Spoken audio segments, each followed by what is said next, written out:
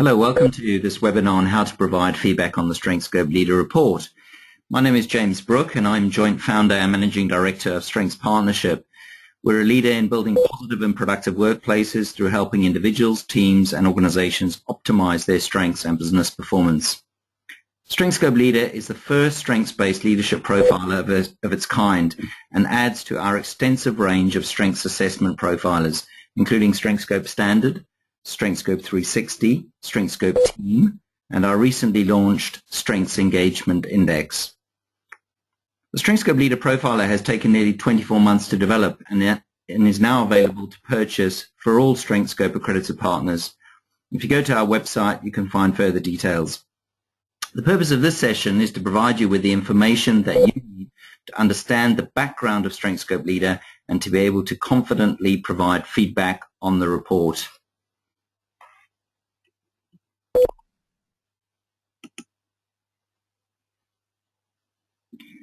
The profiler is there to help leaders become more aware of their strengths or energize, risks to their performance, including weaker areas and overdone strengths, or strengths used at the wrong time or in the wrong way, which can cause unintended performance problems, as well as the impact of their behavior on critical business outcomes. Most Leadership 360 surveys only provide leaders with feedback on their behaviors. But Strengthscope Leader is unique in that it provides leaders with feedback on three interrelated aspects of their performance. Firstly, it provides feedback on their unique strengths they bring to their role, as well as some of their risk areas. Secondly, their performance against four critical leadership habit areas. These are important for all leaders and are based on our extensive review of the literature into effective leadership, as well as our own research and experience over the course of the last 10 years. And finally, how effective leaders are in delivering organizational outcomes, measured by the rater's confidence in their ability to deliver outcomes critical to the organization. So why did we feel it was necessary to design a strengths-based 360 profiler? Aren't there already enough Leadership 360 surveys in the market? In our opinion, there were a number of very compelling reasons behind our decision, and some of these are as follows. Firstly, research and our extensive experience over 10 years show that leaders perform much better when they focus on becoming excellent in a narrower range of around 3 to 4 strengths than trying to be well-rounded performers. There are simply no all-rounders when it comes to effective leaders.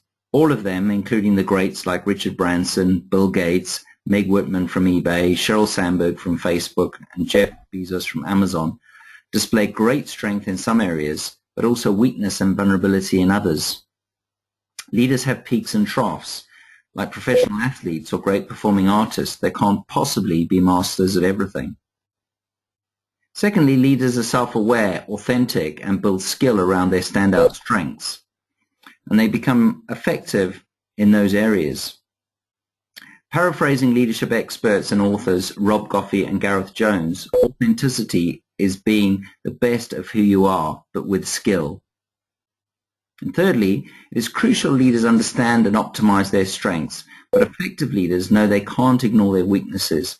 By helping leaders understand the different types of risks that have potential to undermine their performance, including weaknesses and overdone strengths, and how they can use strengths-based strategies to deal with these, they will be more empowered and enabled to successfully address those risk areas. So how do we define strengths? The key aspect of the definition that you're looking at include strengths are not the same as competencies. Strengths are energizers and are therefore something very personal and subjective to each person based on our innate personality and way we are brought up. Competencies are typically areas of strength, knowledge, and ability you're good at. They don't necessarily energize the leader. A person can have an area of competence, which is a learned skill, that doesn't necessarily energize them. For example, detail orientation is an area of competence for me, but isn't a strength at all, as it simply does not energize me. Similarly, a person can have a strength that is underdeveloped. In other words, the person has not yet gained full competence in that area. Typically, though, people develop high levels of competence in areas of strength or have potential to develop high levels of competence in those areas. In order to be productive, strengths need to be aligned with the goals of the team and organization. They also need to be continuously developed and stretched through regular training, development, and on-the-job learning. Research shows that when people spend the majority of their time focused on their strengths, they're likely to perform better, feel more confident, and be more motivated to work harder on the part of the company. So let's look at some of the design principles behind the profiler. In designing StrengthscopeLeader, we were guided by the following design principles. Firstly, ensuring a positive and empowering experience. Therefore, the report is deliberately very positive and strengths-focused. It covers weaknesses and risk areas, but this is a small part of the overall report, and even in this section, takes a very positive learner-led approach, including enabling leaders to identify what they feel are their weaker areas against which they can get additional feedback from their raters. The second point is that the tool is backed by extensive research into leadership literature and on-the-job behavior.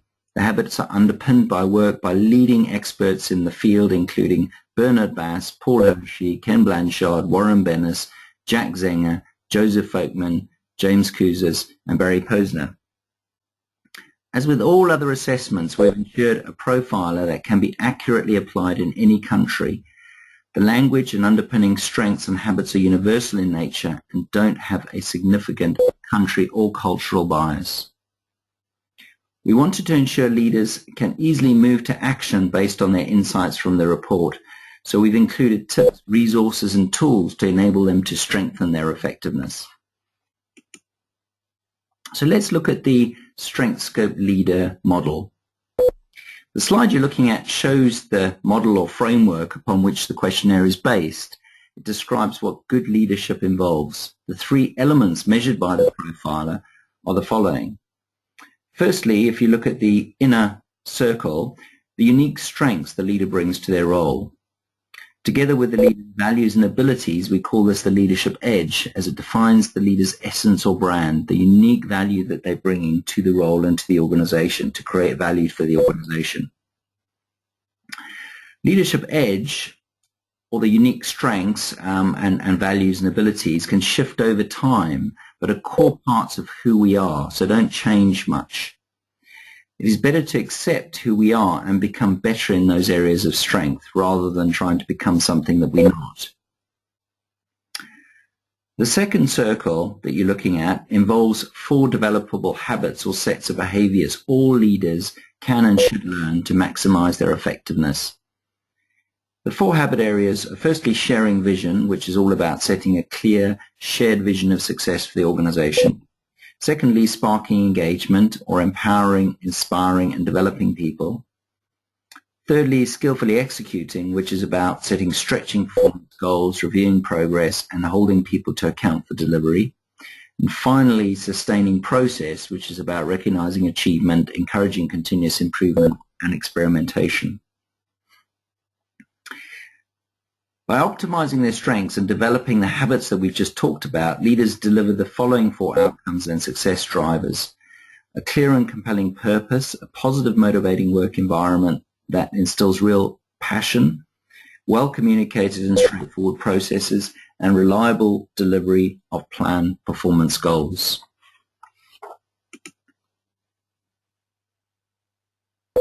If you could now please ensure that you have a sample report in front of you, as what we're going to do now is we're going to have a walkthrough of the report to help you understand the content and to make sure that you can help your clients get maximum value from the feedback session. The first part of the report, pages 2 to 5, introduce the leadership framework I've just explained and provide a roadmap to the different sections of the report. It's obviously important that you encourage your clients to spend some time reading through these pages and help them understand the underlying assumptions and also the model behind the data that they're going to get.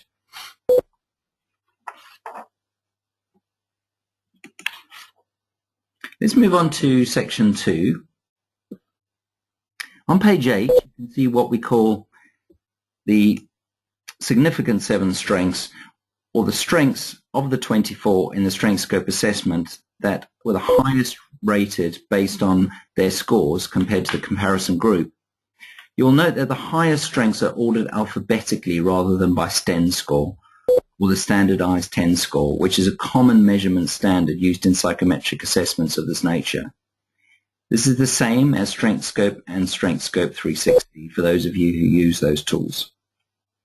The reason for the cutoff of 7 is that 7 is an easy number for people to remember, yet provides some scope for leaders to further select what we call their standout 3 strengths from the 7 that are most energizing and relevant to them at work. It's important to ask your clients to have a go at identifying their standout 3 and to ask some questions in relation to that. So questions you might want to be asking at this stage are: which 3 strengths of the 7 describe you at your best and most energized? Do you feel you have the opportunity to use these strengths regularly at work? Could you use these strengths in better or different ways to increase your leadership effectiveness? And if so, how? And it's important to ask them to be as specific as possible.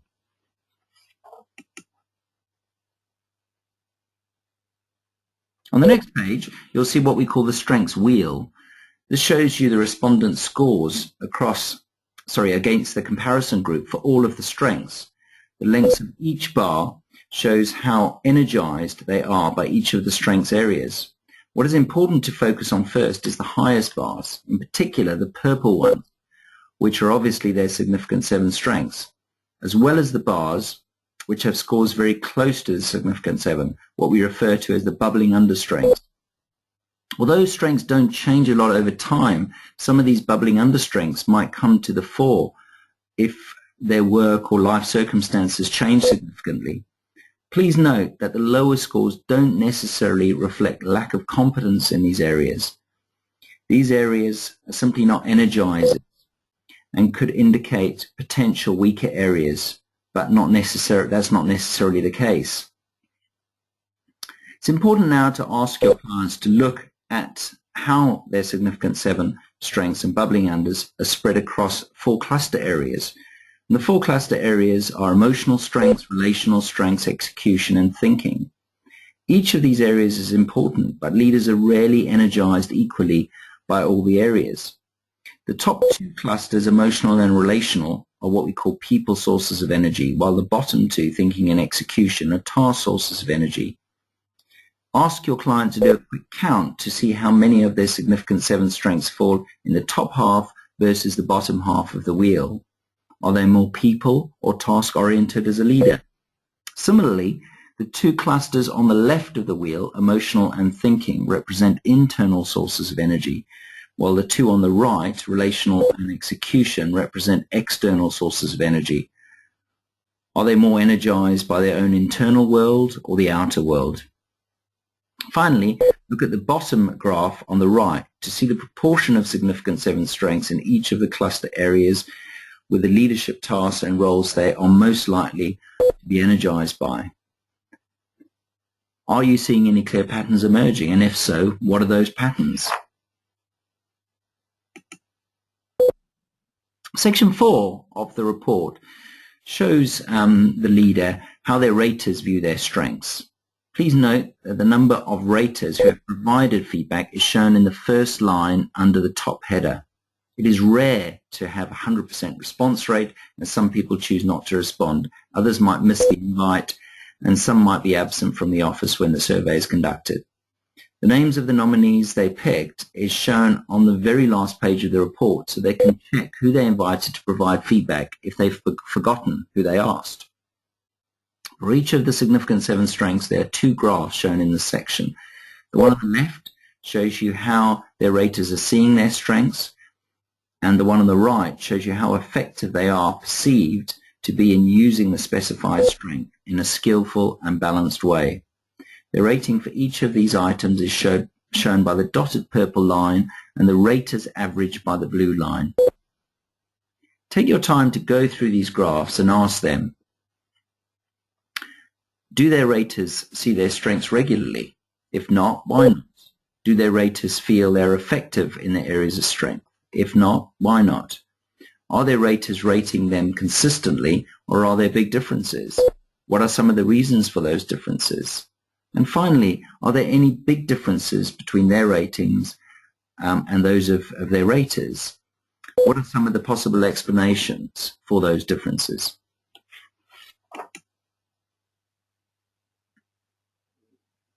Section 5 of the report shows them the two different types of risk areas that could undermine effective performance. Firstly, strengths in overdrive, and secondly, potential weaker areas. Please note that these are potential risk areas, not necessarily current risks impacting their performance. Just to refresh your memory, strengths in overdrive are strengths which, when used in the wrong way or the wrong time, can tip over and cause unintended performance consequences. Now, these areas are really important because recent research is showing that they can actually derail a leader more than any obvious competence weakness. For each of their significant 7 strengths, they will see a description of what the strength might look like in overdrive.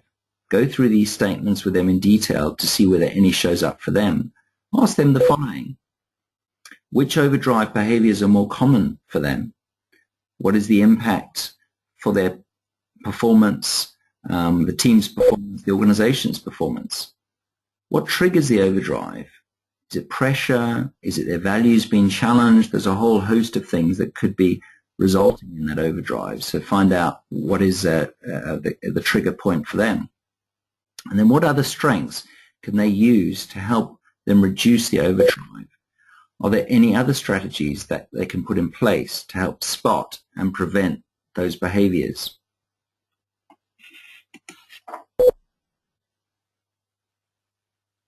The second area of risk are potential weaker areas, or areas that drain their energy and may result in lower levels of performance.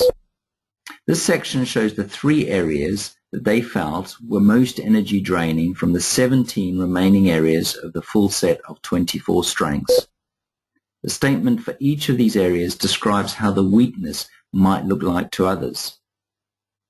For each of the 3 areas, their raters have rated the extent to which they see them displaying the negative behaviors described on a scale from never to very often. This gives them an indication of the risks these areas present to their performance from the rater's perspective, as well as potential impact it might have in terms of business performance. For this section, questions you can ask your client include things like, are raters seeing any of the potential weaknesses showing up regularly? If so, how can they manage those risks? Will any of their strengths help them reduce the impact of those weaknesses? Secondly, are there any major differences between their own rating and the rater average? And what are the explanations for any of those differences? Let's move on to the leadership habits section. So this section measures the leader's effectiveness across the 4 leadership habits we discussed earlier. Each of the 4 habits is measured using 4 items that you will see on the subsequent pages. The scale we've used to measure their effectiveness is a 1 to 5 scale from highly ineffective to highly effective. The first graph in the section is a summary snapshot view showing their own average rating as well as the average rating for all raters across all 4 habit areas. A traffic light system is used so they can quickly see areas where they scored positively, which is shown in green, or areas in need of improvement, which is obviously shown in red. The next graph is fairly self-explanatory and shows you the average score for each of the 4 habits. Their self-score is compared to the average response of all of the raters. The following graphs show you top and bottom rated items based on the average rating of all raters, including the person. The aim of this graph is to provide the leader with a quick view of those areas in which they are most effective, as well as those where they are less effective. On the following pages, you will see an item-by-item analysis across all 16 questions related to the 4 habit areas. Note that to ensure anonymity, when there are fewer than 2 direct reports or peers, Their ratings may be allocated into the other category if they chose to remain anonymous. Questions you should be asking them to ensure the data is useful include, which are my top rated items and how can I further strengthen these using my strengths? Which are my bottom rated items and how can I improve these using my and my colleagues' strengths? Are there any big differences between ratings for different rated groups? What is the possible explanation for these? And are there any big differences between my raters and those of my raters? What is the possible explanation for these? Sorry, are there any big differences between my ratings and those of my raters? And what are the possible explanations for these? Let's move on to talk about leadership outcomes now, which is the third key area of the report. No leader can be regarded as effective if they're not achieving results. This section measures the extent to which raters are confident in their leaders' ability to deliver 4 key outcome measures we described earlier. The purple bars against each of the 4 outcome measures shows the average level of confidence all their raters have in their ability to deliver these key success drivers. It's important to, at this stage, ask them the following. In what areas are raters highly confident in their ability? How does this relate to their strengths and habits? Are there any areas where the raters are less confident? How do these relate to patterns in the previous sections of the report, including the risk areas and habits? How can they improve rater confidence where this is lower? And finally, what are the benefits of improving their results and what are the risks of not doing anything? Section 7 comprises randomized verbatim comments in response to the 4 open-ended questions given to the raters. If you see a comment in any section that appears to be cut off, it is because the nominated raters have exceeded a 450 character limit.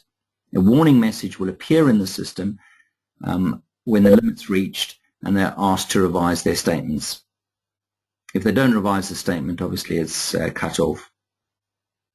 It is important to look for patterns or themes in the data and relate these to the rating scale data in the report.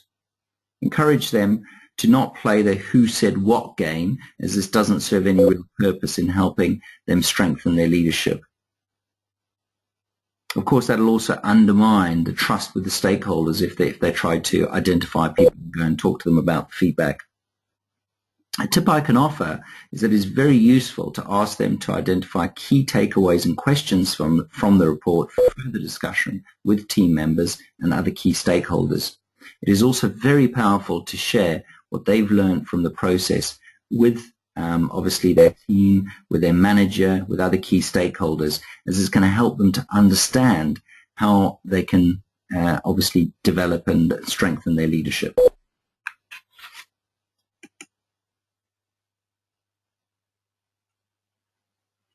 A very unique feature of the StrengthscopeLeader report is that we've included also an effectiveness rating. Nominees were asked to rate the leader's effectiveness in delivering strong, positive leadership to the organization on a scale of 1 to 10. The results are reported along this 1 to 10 scale with indicators from the lowest, highest, and average scores. This scale is useful as it provides a leader with a snapshot of their effectiveness and the full range of ratings is displayed. Please note that if you do not see 3 differentiated scores, it is because the scores are exactly the same.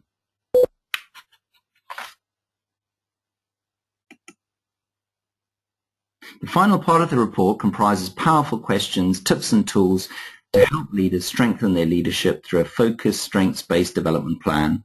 At the bottom of each page, you will note additional practical online tools to access so that leaders can develop relevant skills and experience in each of the 4 habit areas.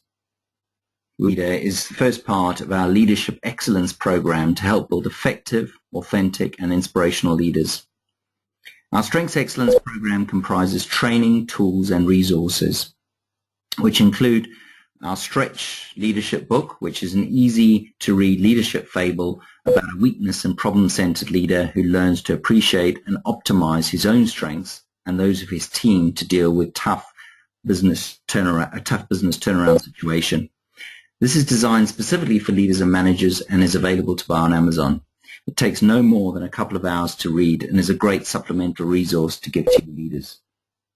Secondly, various training programs of 1 to 2 days duration to help leaders build out their strengths and skills to achieve improved business results. Thirdly, the Strengths Engagement Index, which is a pre and post measure you can add to the Strengthscope survey project to measure the shift in workplace engagement and effective use of strengths before and after a strengths-based training, coaching or learning program.